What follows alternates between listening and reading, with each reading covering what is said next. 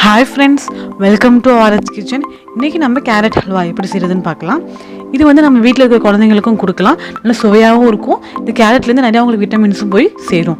Carrot halwa செய்கிறதுக்கு நான் இன்றைக்கி 1/2 கிலோ கேரட் வந்து நல்லா துருவி எடுத்திருக்கேன். இது பார்த்தீங்கன்னா கிட்டத்தட்ட வந்து 5லேருந்து 6 நல்லா பெரிய சைஸ் கேரட்டாக எடுத்திருக்கேன். இப்போ நம்ம இதை வந்து வறுத்துடலாம்.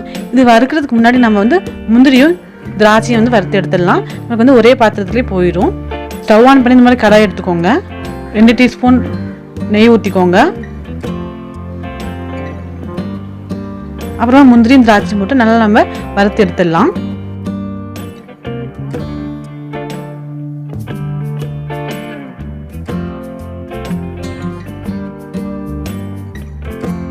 இப்போ முந்திரி திராட்சை நல்லா வந்து வறுப்பட்டதுக்கு அப்புறம் இப்போ நம்ம அதை எடுத்துடலாம்.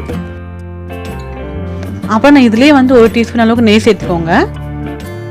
நெய் சேர்த்துட்டு நம்ம வந்து துருவி வச்சுருக்கோம்ல கேரட்டு, நம்ம இதில் சேர்த்துடலாம். இப்போ கேரட் சேர்த்துட்டு ஒரு 2 நிமிஷத்துக்கு நல்லா கிளறிட்டே இருங்க.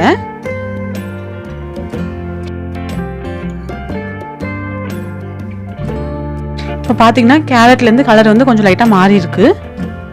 இப்போ நம்ம இந்த டைம் வந்து பால் சேர்த்துடலாம். இப்போ பார்த்தீங்கன்னா 1/2 கிலோ கேரட்டுக்கு நான் வந்து 300 ml பால் எடுத்திருக்கேன். நம்ம இதை சேர்த்துடலாம். நீங்கள் வந்து பால் வந்து கொஞ்சம் கம்மியாக எடுத்தீங்க அப்படின்னா கேரட் வந்து அதோட பச்சை வாசனை வந்து அப்படியே இருக்கும், அது வந்து நம்மளுக்கு வந்து வேகாது. நம்ம வந்து கொஞ்சம் வந்து அதிகமாக வந்து பால் எடுத்துட்டோம் அப்படின்னா வேகிறதுக்கு வந்து கொஞ்சம் லேட் ஆனால் சுவையாக இருக்கும்.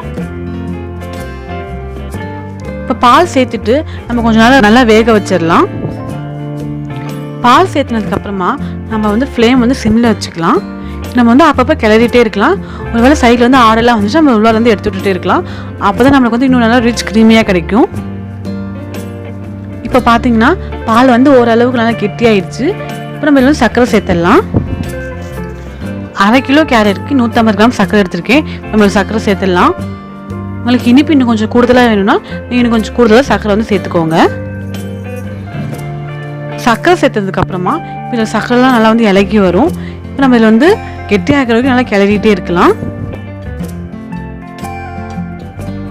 இப்போ பார்த்தீங்கன்னா சர்க்கரை தண்ணியெலாம் நல்லா வத்திருச்சு.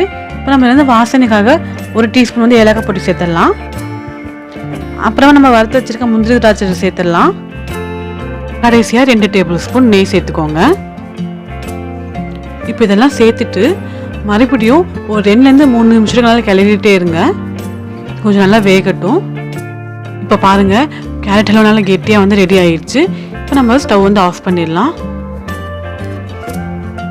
அவ்வளோதாங்க, சுவையான சத்தான கேரட் ஹல்வா ரெடி.